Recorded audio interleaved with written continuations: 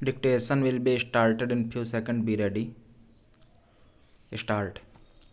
Even assuming that the arbitration process involved highly technical and complex issues, which was time consuming, even then it was open for the arbitrator or for the parties to approach the court for extension of time to conclude the arbitration proceeding, which was not done either by the arbitrator or by any of the parties.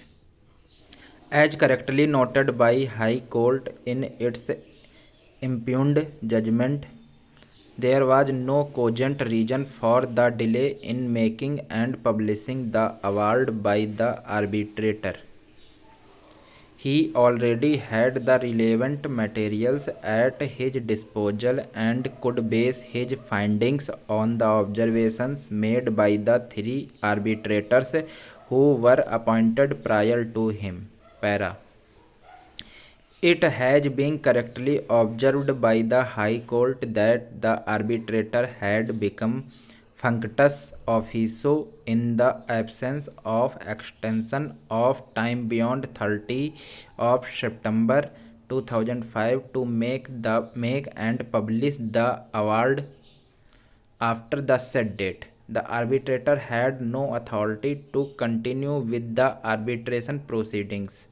The learned counsel appearing on behalf of the appellant argued that in the absence of any statutory period prescribed under the Act for rendering an award, the direction of the court to conclude the arbitration proceedings within the time prescribed by it would not make an award passed beyond the time so prescribed null and void.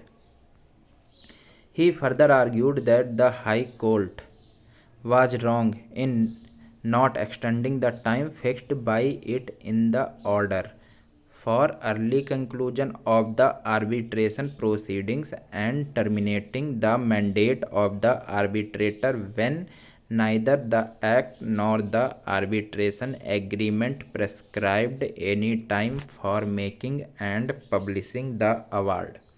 Para. So far as this decision is concerned, we may keep it on record that this decision was rendered under the Arbitration Act of 1940 and not under the present Act with which we are only concerned. In view of our reasoning given hereinafter and in view of the facts involved in this case, we do not find any ground to rely on this decision of this court for the purpose of this case.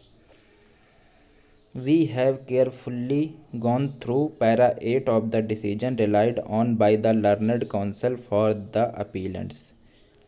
We may not forget that we are concerned in this case with the Arbitration Act 1894. Without going into the details of this decision, we may simply say that this decision cannot have any direct application. Thank you.